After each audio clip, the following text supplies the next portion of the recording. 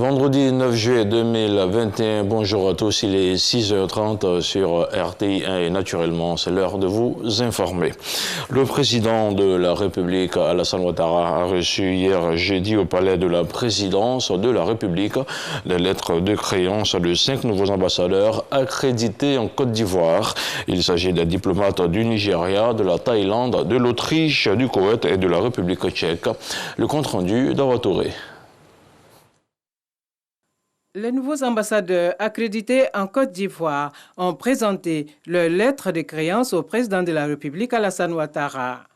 Le nouvel ambassadeur du Nigeria en Côte d'Ivoire a relevé l'excellence des relations entre la Côte d'Ivoire et le Nigeria avant d'ajouter qu'il entend œuvrer au renforcement de la coopération entre les deux pays, notamment le volet sécuritaire. Nous avons des défis à relever, comme vous le savez, les questions sécuritaires au nord, dans le Sahel. Toutes ces questions-là, nous devons travailler ensemble pour relever ce défi. Précédemment consul général du consulat général de Thaïlande à New York, le nouveau chef de la diplomatie thaï en Côte d'Ivoire place sa mission sous le signe du développement des échanges entre la Côte d'Ivoire et la Thaïlande. Je suis persuadé qu'avec l'ouverture de ce consulat, nos relations vont se renforcer dans le domaine des échanges culturels, économiques et dans le monde des affaires. L'ambassadeur d'Autriche en Côte d'Ivoire entend pour sa part relever le niveau de la coopération entre les deux pays. Les relations entre la Côte d'Ivoire et l'Autriche sont très bonnes, basées sur l'amitié, sur la confiance, sur le respect mutuel. Et sur cette base, on peut dynamiser notre relation bilatérale dans tous les domaines. Les relations de coopération entre la Côte d'Ivoire et l'État du Koweït sont anciennes et solides. Le nouvel ambassadeur du Koweït en Côte d'Ivoire veut s'inscrire dans la dynamique du renforcement de cette coopération. Dans nos échanges, il était question donc d'approfondir nos relations économiques entre les deux pays. Renforcer les relations bilatérales dans le secteur de la défense, c'est l'ambition du nouvel ambassadeur de la République tchèque en Côte d'Ivoire. Nous voulons aussi être présents dans le domaine de la défense, car nous reconnaissons et apprécions les efforts que le gouvernement ivoirien fait face au terrorisme. Le président de la République, Alassane Ouattara, dans son intervention, a souhaité la bienvenue en terre ivoirienne aux nouveaux ambassadeurs avant de les exhorter à œuvrer au raffermissement des relations de coopération entre la Côte d'Ivoire et leurs pays respectifs. Mesdames et Messieurs les ambassadeurs, votre prise de fonction intervient au moment où la Côte d'Ivoire est résolument engagée dans la réalisation des objectifs sociopolitiques et économiques majeurs qu'elle s'est fixés au lendemain de la crise post-électorale de 2010-2011, notamment l'émergence économique, le renforcement de la démocratie, la réduction de la pauvreté, la réconciliation nationale et la cohésion sociale. Sur le plan politique, toutes les institutions de la République ont été mises en place. Le climat politique se normalise, comme l'atteste le retour des exilés et la participation de tous les partis politiques significatifs aux élections législatives du 6 mars dernier.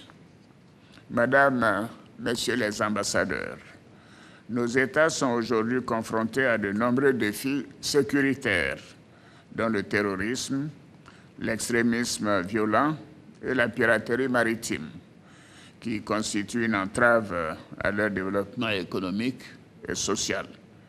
La Côte d'Ivoire, pour sa part, est résolument engagée dans la lutte contre tous ces fléaux.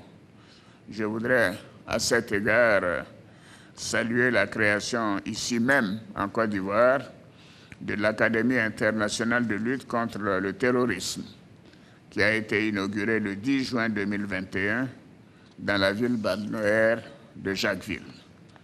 je saisis cette opportunité pour inviter vos États respectifs à apporter leur appui au fonctionnement de cette académie, qui constitue un important instrument pour la sécurité de la sous-région ouest-africaine. Au terme de la cérémonie de présentation des lettres de créance au président de la République, les 5 nouveaux ambassadeurs accrédités en Côte d'Ivoire se sont prêtés au cérémonial protocolaire avec les honneurs militaires. Le 8 juillet 2020 reste une date noire dans la conscience collective du peuple ivoirien. Il y a un an, le Premier ministre Amadou Gon Coulibaly s'en allait pour le voyage du non-retour. Hier jeudi, à la grande mosquée de la Riviera Golfe, des prières ont été dites pour le repos de son âme. C'était en présence du chef de l'État et de la première dame Dominique Ouattara, le compte-rendu de Kolo Coulibaly. La cérémonie a débuté par la lecture intégrale du Saint-Coran, introduite par le cheikh Koulaïma Ousmane Diakité, président du COSIM, guide de la communauté musulmane. Les supplications des éminences imams pour le repos de l'âme de l'ex-premier ministre, en présence du président de la République Alassane Ouattara et de son épouse. Cette lecture, une source infinie de miséricorde pour le défunt, une cérémonie dense de par son contenu hautement spirituel. Des prières et autres soutiens qui n'ont pas fait défaut à la famille Gon depuis le rappel à Dieu de Amadou Gon Coulibaly. D'où cette gratitude pour toute l'attention dont elle a bénéficié depuis un an aujourd'hui. Cette vague de compassion, de solidarité et de recueillement s'est exprimée sur l'étendue du territoire national et même à l'étranger. Cela a été et continue d'être des moments de grande émotion. Nous prions Allah pour qu'il vous rende au centuple tous ces bons actes posés et qu'il vous rétribue abondamment. Dans son soutien constant à toutes les confessions religieuses de Côte d'Ivoire, le président de la République offre à la communauté musulmane la somme de 7 millions de francs CFA. Le chef de l'État, dont le message est porté par le ministre de l'Intérieur et de la Sécurité, appelle à puiser des forces dans la foi en Allah pour accepter cette douloureuse séparation. Alassane Ouattara, père et repère politique d'Amadou Gon Coulibaly, se souvient surtout de cet homme de valeur, de devoir et de mission. L'un des plus beaux héritages laissés par notre regretté Amadou Gon Coulibaly est sans aucun conteste son combat inlassable pour la cohésion nationale, pour la paix sociale, à travers son sens inné d'ouverture et du consensus, manifesté notamment à travers la conduite exemplaire des phases du dialogue politique qu'il a eu à mener.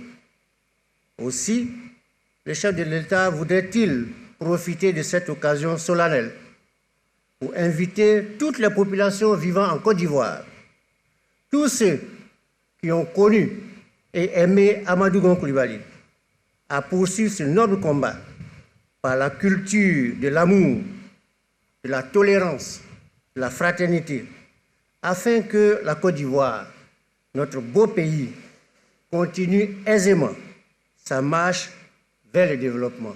Des bénédictions et la fatia finale, les voix des imams s'élèvent vers le ciel pour que Amadou Gon Coulibaly repose en paix. Reparti sur l'ensemble du territoire national, 227 000 ménages ont bénéficié à ce jour du projet filets sociaux productifs. L'objectif étant d'améliorer le niveau de consommation des ménages ciblés.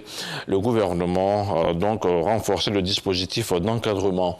Et pour rejoindre l'acte à la parole, l'État vient de remettre aux structures d'encadrement 12 véhicules et une centaine de motos, un investissement qui a coûté plus de 500 millions de francs CFA. On regarde le reportage de Walter Amadou Ouattara.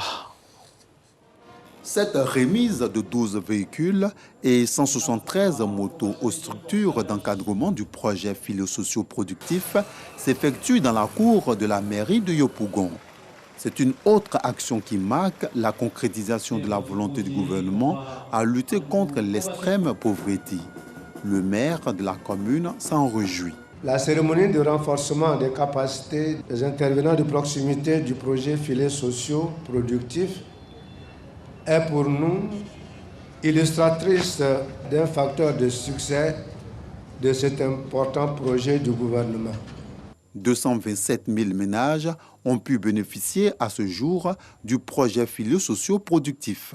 Des représentants de ces ménages affirment que leur condition d'existence s'est significativement améliorée. Ça nous a permis à faire des commerces, les petits commerces. Il y a des gens même qui ont payé des frigos pour pouvoir faire leur activité. Vraiment, pour le moment, on ne se plaint pas dans notre quartier. Il y a un petit étudiant qui a eu son bac l'année passée, qui est venu me voir et dit « Ah, grand frère, je suis étudiant, mais je sais coiffer un peu. Est-ce que je peux t'aider ?» Il dit « Ok, c'est Dieu qui a permis que moi j'ai un peu. Je peux t'aider aussi. Viens, on va travailler. » Et c'est là, le jeune étudiant, il coiffe, je coiffe. Je lui donne un peu, il peut se carte de bus pour aller à l'école.